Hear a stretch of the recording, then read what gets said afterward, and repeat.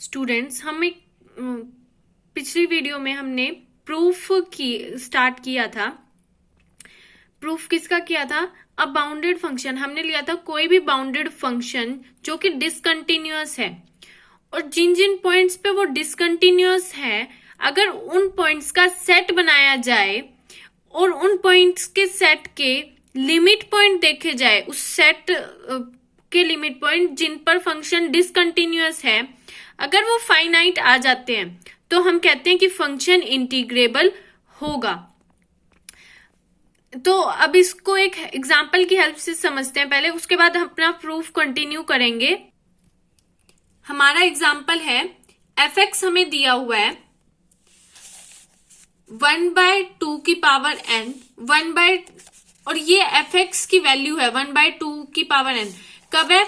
जब भी x 1/2 की पावर n+1 और 1/2 की पावर n के बीच में होगा, तो f(x) की वैल्यू क्या दी हुई है? 1/2 की पावर n। और ये n कहां से कहां तक लिए गए हैं फंक्शन में? n 0 से स्टार्ट हो रहे हैं और आगे कंटिन्यू हो रहे हैं इन्फिनिटी तक। तो इन्फिनाइट वोल नंबर का सेट हम कह सकते हैं, जो कि n की जगह पे प्लेस किया जा सकता है। और x = 0 पे जो वैल्यू दी गई है वो कितनी है? 0 दी गई है। तो अगर हम एक एक करके n की वैल्यू पुट करें यहाँ पे 0, 1, 2, तो हमारे पास बहुत सारे पॉइंट ऐसे आ जाते हैं जो जिन पे फंक्शन डिसकंटिन्यूअस है।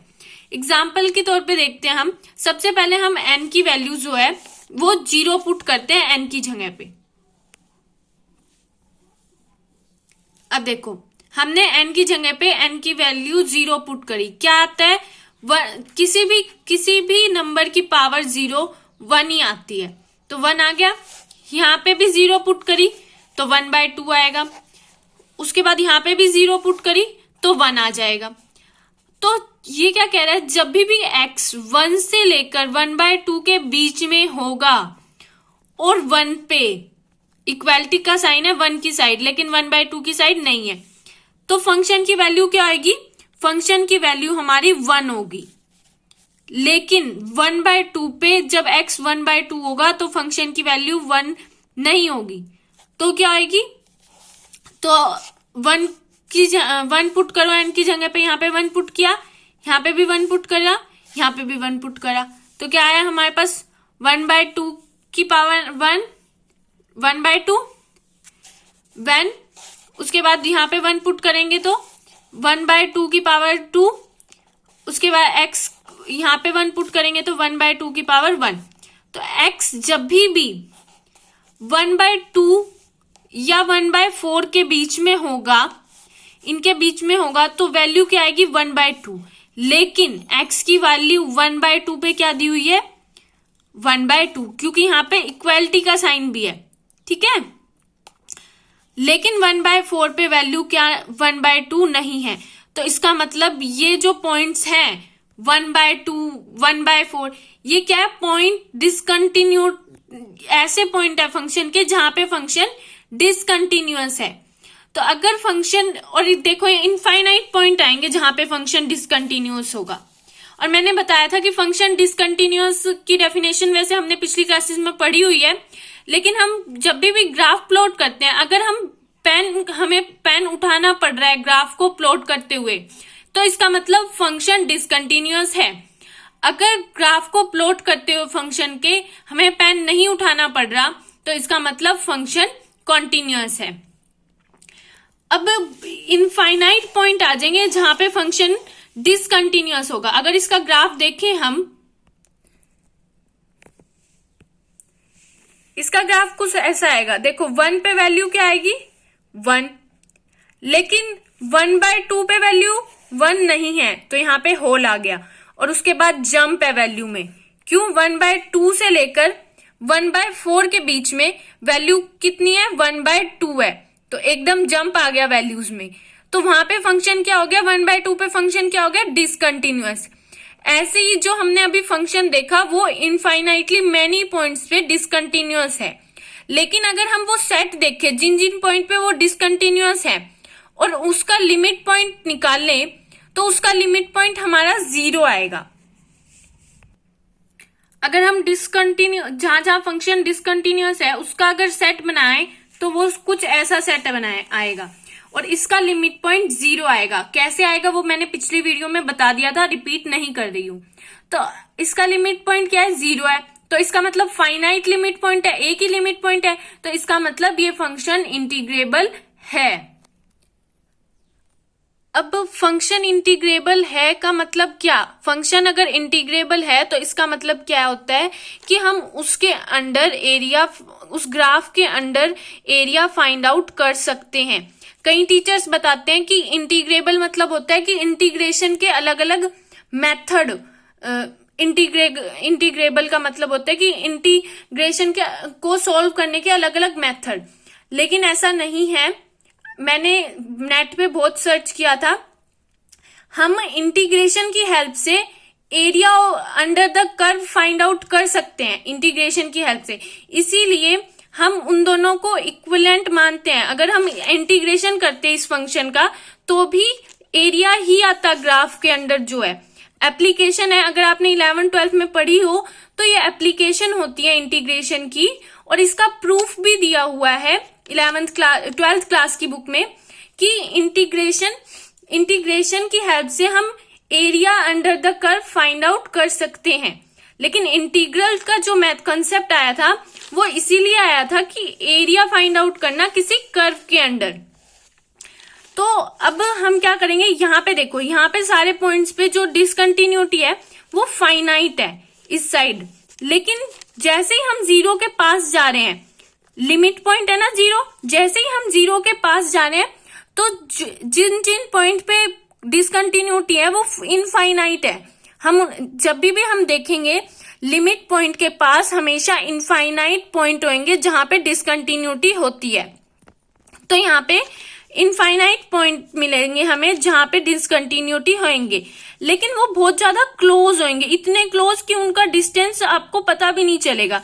तो हम क्या करेंगे, 0 के पास हम एरिया ले लेंगे, मतलब 0 के पास हम एक क्लोज इंटरवल बना लेंगे और उसका अलग से एरिया फाइंड आउट कर लेंगे, और उसके बाद इनका अलग से कर लेंगे और उनको ऐड कर देंगे जब हम इंटीग्रेबल प्रूव करेंगे। इंटीग्रेबल प्रूव करने के लिए क्या कंडीशन थी, UFP minus LFP less than होना चाहिए एप्सिलॉन, कोई भी अगर हम एप्सिलॉन ले।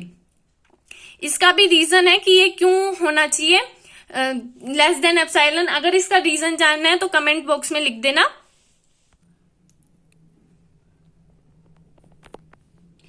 अब हमने कल ये थ्योरम स्टार्ट की थी, हमने क्या किया था, पॉइंट्स ले लिए थे, लिमिट पॉइंट इकट्ठे मान लिए थे कि सबसे पहले फंक्शन बाउंडेड है, फंक्शन बाउंडेड दिया हुआ है सबसे पहले, तो हमें उसका लोअर बाउंड और अपर बाउंड सबसे पहले, जब भी फंक्शन बाउंडेड दिया हो तो सबसे पहले क्या करो, उसका लोअर बाउंड और अपर बाउंड, सुप्रीमम और इन्फीमम डिफाइन कर दो। m क्या हो जाएगा फंक्शन का, सुप्रीमम, और स्मॉल m क्या हो जाएगा, इन्फीमम।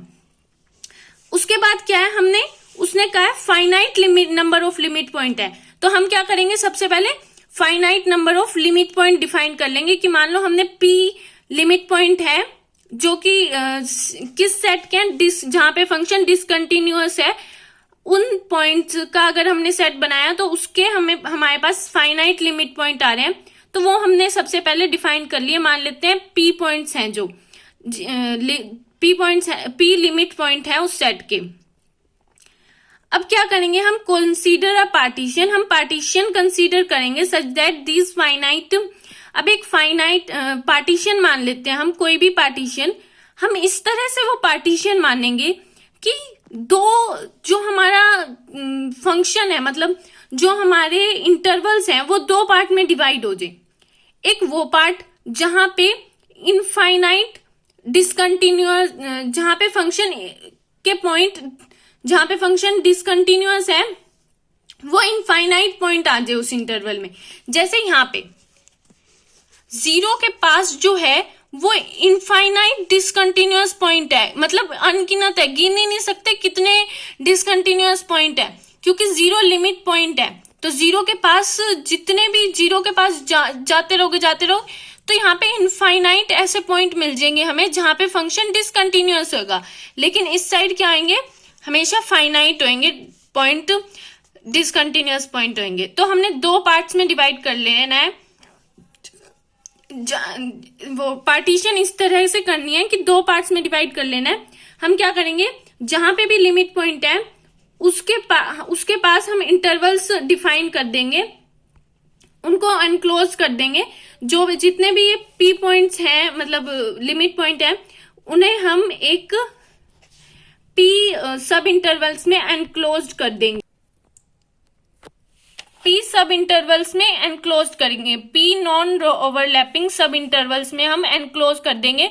और बाकी जो बचेंगे वो क्या बचेंगे, फाइनाइट डिसकंटिन्यूअस के पॉइंट, मतलब जहां पे फंक्शन के फाइनाइट पॉइंट होंगे जहां पे फंक्शन डिसकंटिन्यूअस है। और हमने वो थ्योरम पहले करी थी कि अगर किसी फंक्शन के पास फाइनाइट पॉइंट ऑफ डिसकंटिन्यूअस है, जहां पे फंक्शन डिसकंटिन्यूअस है, वो फाइनाइट पॉइंट्स है, तो वहां पे फंक्शन क्या होता है, इंटीग्रेबल होता है। तो इंटीग्रेबल की कंडीशन भी हमें पता है, एक बार दोबारा दिखा देती हूँ। हमें इंटीग्रेबल की कंडीशन ये प्रूव करनी है कि कम से कम कोई भी एप्सिलॉन अगर कोई आपको दे तो कम से कम एक पार्टीशन ऐसी जरूर एग्जिस्ट करनी चाहिए जिस पार्टीशन का अगर हम अपर सम माइनस लोअर सम करें तो वो एप्सिलॉन से छोटा होना चाहिए।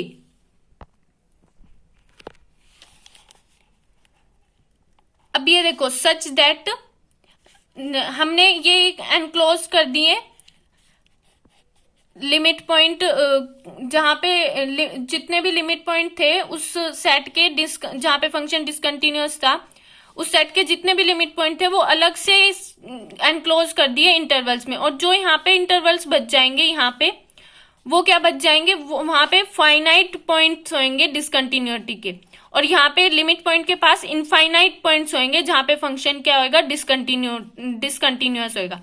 यहाँ पे लिखा भी हुआ है, देखो A1 A2 AP, ये डैश डैश डैश यहाँ पे भी बीच में होंगे, ये सारे क्या होंगे, लिमिट पॉइंट होंगे। इनको हमने एनक्लोज कर दिया एक क्लोज इंटरवल में, तो infinite point of infinite point होंगे यहाँ पे, और इस साइड जो इस एरिया के बाहर होंगे वो क्या होंगे, फाइनाइट होंगे। अब हम क्या करेंगे कि ये जो लेंथ है ना इन सब इंटरवल्स की, इन जितने भी सब इंटरवल बनेंगे जहां पे लिमिट पॉइंट बंद है जिन इंटरवल्स के अंदर, उनको हम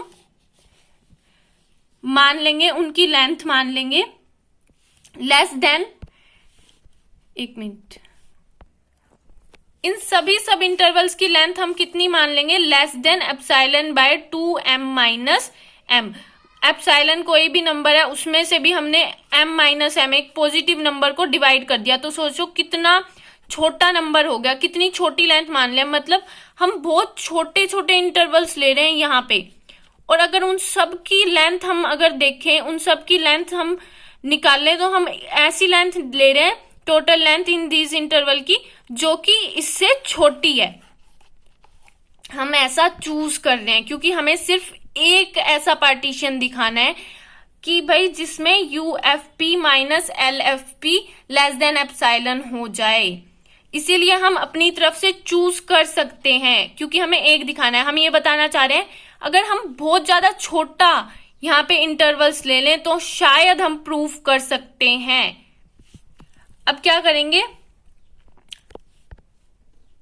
दो टाइप के सब इंटरवल्स बन गए। पहले टाइप के सब इंटरवल्स क्या है, जिनमें लिमिट पॉइंट बंद है, मतलब अब हम टोटल कंट्रीब्यूशन देखते हैं इन इंटरवल्स का, इन इंटरवल में लिमिट पॉइंट है, ठीक है। तो अब हमें पता है इसका, तो मैंने पहले भी बताया हुआ है, UFP माइनस LFP करेंगे तो ये समेशन बन जाता है R 1 से P। 1 से P क्यों बनेगा, क्योंकि यहाँ पे देखो 1 से स्टार्ट है सब इंटरवल और P यहाँ पे लास्ट है, टोटल P सब इंटरवल्स हैं, तो इसीलिए R रनिंग फ्रॉम 1 से P। क्योंकि हर इंटरवल का अपना एक MR होएगा, मतलब LU भी होगा, और हर इंटरवल का अपना एक ग्रेटेस्ट लोअर बाउंड होगा, इसीलिए। तो अब इन दोनों को माइनस कर दिया, ये इसकी ये UFP और LFP कि हम डेफिनेशन लगा रहे हैं, मतलब जो इसका डिफरेंस होता है AR double dash minus AR ये होता है,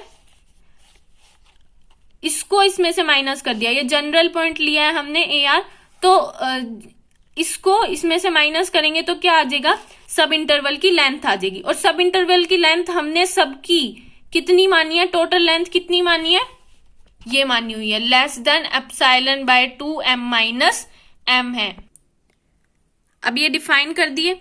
अब ये देखो पिछली वीडियो में भी बताया था कि MR माइनस MR हमेशा छोटा होता है M माइनस M से, तो हम इसे बाहर M माइनस M लिख देंगे जहां पे भी ये होगा, M1 minus M small m1 जहां पे होगा वहां पे क्या लिख देंगे M माइनस M, जहां पे M2 माइनस M2 होगा स्मॉल m2 वहां पे भी M माइनस M, तो M माइनस M कॉमन आ जाएगा इनमें। और जैसे ही हम ये लिखेंगे तो इनइक्वालिटी का साइन रेज हो जाएगा, क्योंकि ये बड़ा है इससे, तो इनइक्वालिटी इस साइड आ जाएगी। और हमें इनइक्वालिटी ही दिखानी है क्योंकि हमें एप्सिलॉन इस साइड एप्सिलॉन लाना है ताकि ये छोटा हो जाए एप्सिलॉन से। अब ये देखो ये वाली जो है ये टोटल एक इंटरवल की लेंथ है, एक इंटरवल की लेंथ है, और हमने एक इंटरवल की लेंथ है और हमने टोटल इंटरवल की क्या मानी थी, टोटल जितने भी इंटरवल्स हैं ये हमने जो लिए हैं वो हमने चूज, सारे इंटरवल की लेंथ इससे छोटी है। तो अगर सारे इंटरवल की लेंथ इससे छोटी है तो जब हम इन सब का समेशन करेंगे तो उसकी लेंथ क्या हो जाएगी, इनका समेशन है ना, जो भी समेशन की लेंथ आएगी वो किससे छोटी हो जाएगी, वो इससे छोटी हो जाएगी। तो अब हमने क्या किया, वो इनइक्वालिटी का साइन इक्वल टू का साइन भी हट गया क्योंकि epsilon bye 2m minus m आ गया। पहले क्या है, इक्वालिटी का साइन हमने लगाया हुआ था, अब इक्वालिटी का भी हट गया। अब क्योंकि यहाँ पे हमने जो इक्वालिटी ली हुई, इनइक्वालिटी ली हुई है वो इक्वालिटी नहीं ली हुई, ये इनइक्वल है, इसीलिए हम यहाँ पे हटा देंगे। और ये अब जब हम m माइनस m से यहाँ पे m माइनस m से कट कर देंगे क्या आ जाएगा, ये इंटरवल क्या आ जाएगा, एप्सिलॉन बाय 2 से छोटा हो जाएगा। ऐसे ही हम दूसरे सब इंटरवल्स का लेंगे। अब जो बचे सब इंटरवल्स वो कितने बचे, अब देखो अब जो बचे सब इंटरवल के क्या बचे, a से a1 dash, a1 double dash से a2 dash, a2 double dash से ap डैश, ये सब इंटरवल बचे। लेकिन अब इन सब इंटरवल बीच में और भी सब इंटरवल्स हैं, अब इन सब इंटरवल्स में फाइनाइट डिसकंटिन्यूटी के पॉइंट्स हैं, इन सब में फाइनाइट डिसकंटिन्यूटी के पॉइंट है। तो हम इन फाइनाइट डिसकंटिन्यूटी के लिए हमने प्रूफ कर दिया है पहले ही पिछली थ्योरम में कि वो इंटीग्रेबल होता है, तो उसे तो हम कितना भी छोटा कर सकते हैं। अगर मान लो कोई ये कहने लग जाए, अब यहाँ पे टोटल इंटरवल भी देख लो, यहाँ से a से स्टार्ट हुआ, a1 यहाँ पे 1 से लेकर p तक है, तो इसका मतलब p सब इंटरवल्स है। और यहाँ पे एक और जोड़ लो, p+1 टोटल सब इंटरवल है जिसमें finite number of point of discontinuity है। अब कोई कहने लग जाए कि हमें क्या पता डिसकंटिन्यूटी फाइनाइट ही है, तो बोल्ज़ैनो-विस्तास थ्योरम के अकॉर्डिंग अगर इनमें इनफाइनाइट डिसकंटिन्यूटी के पॉइंट होते तो इनके पास क्या आ जाता, लिमिट पॉइंट आ जाता, क्योंकि ये बाउंडेड भी है, AP डबल डैश और B बाउंडेड है। अगर यहाँ पे इनफाइनाइट डिसकंटिन्यूटी के पॉइंट होते तो यहाँ पे लिमिट पॉइंट आता, लेकिन लिमिट पॉइंट वाले जितने भी हमारे लिमिट पॉइंट के सब इंटरवल्स थे वो तो हमने पहले ही चूज कर लिए, तो अब इनमें कैसे आ सकता है। तो बोल्ज़ैनो-विस्तास थ्योरम से हम ये कह सकते हैं कि इनके पास नहीं है ऐसा कोई भी सब इंटरवल जिसमें infinite number of points of discontinuity हो। तो अब इसके अकॉर्डिंग हम कितना भी छोटा कर सकते हैं। अब अगर इसमें यही लिखा गया है, ठीक है, उसके बाद अगर ये सब कॉन्टिन्यूअस है, सॉरी इंटीग्रेबल है ये सारे फंक्शन, तो इनको क्या, इनका हम कितना भी छोटा एप्सिलॉन दूंगी अगर ये इंटीग्रेबल है तो, और आप कम से कम एक पार्टीशन तो ऐसी दिखाई दोगे जिसपे UFP माइनस LFP छोटा हो जाएगा एप्सिलॉन से। तो मैंने एप्सिलॉन बहुत ज्यादा छोटा दे दिया, कितना दे दिया, एप्सिलॉन बाय में 2p+1, वो मेरी मर्जी है ना मैं कितना एप्सिलॉन दे रही हूँ। उसके बाद फ्रॉम ईच सब इंटरवल, ये हर एक सब इंटरवल में से लिया है, मतलब एक एक सब इंटरवल का निकाला है हमने यूएफपी और एलएफपी, मतलब अभी इस इंटरवल का निकाला है, फिर इस इंटरवल का, इस इंटरवल का, हर एक इंटरवल का अलग अलग यूएफपी एलएफपी निकल सकता है, उसको माइनस भी कर सकते हैं हम। तो इसका जो यूएफपी एलएफपी निकलेगा एक का, उसको हमने किससे छोटा माना है, उसको छोटा माना है ε/2p+1 से छोटा माना है। लेकिन हमारे पास टोटल सब इंटरवल कितने हैं, p+1, तो p+1 से मल्टीप्लाई कर देंगे, ये कितना हो जाएगा ε/2। तो अब देखो हमने जो पहले सब इंटरवल लिए थे उसमें भी हमने ये दिखा दिया कि एलएफपी का टोटल कंट्रीब्यूशन ε/2 से कम है, और इसमें भी दिखा दिया कि एलएफपी का यूएफपी का और एलएफपी का जो टोटल कंट्रीब्यूशन है वो ε/2 से कम है। तो अब इन दोनों को अगर जोड़ दिया जाए, टोटल कंट्रीब्यूशन देखते हैं, उसमें हमने टोटल कंट्रीब्यूशन में और एलएफपी और यूएफपी काउंट करने में फर्क है, हम टोटल कंट्रीब्यूशन देख रहे हैं इन सब इंटरवल्स में। तो हम ये इन दोनों से कंक्लूड कर सकते हैं कि हमें कम से कम एक पार्टीशन तो ऐसी मिल ही जाएगी जिसमें ε/2 एक बार तो एक पार्टीशन का हमने निकाला, मतलब कुछ सब इंटरवल का निकाला था, वो ε/2 से छोटे आगे थे, फिर दूसरे कुछ सब इंटरवल का निकाला एलएफपी यूएफपी, वो एप्सिलॉन पार्टीशन तो सेम ही थी, ध्यान रखना पार्टीशन हमने एक ही ली थी जो सब इंटरवल्स लिए थे, फर्क बस इतना था अलग अलग काउंट करी गई थी, कंट्रीब्यूशन लिया गया था। तो टोटल अगर हम देखें तो एप्सिलॉन से छोटा हो जाएगा, और उसके बाद हम कह सकते हैं कि फंक्शन इंटीग्रेबल है on close interval a to b।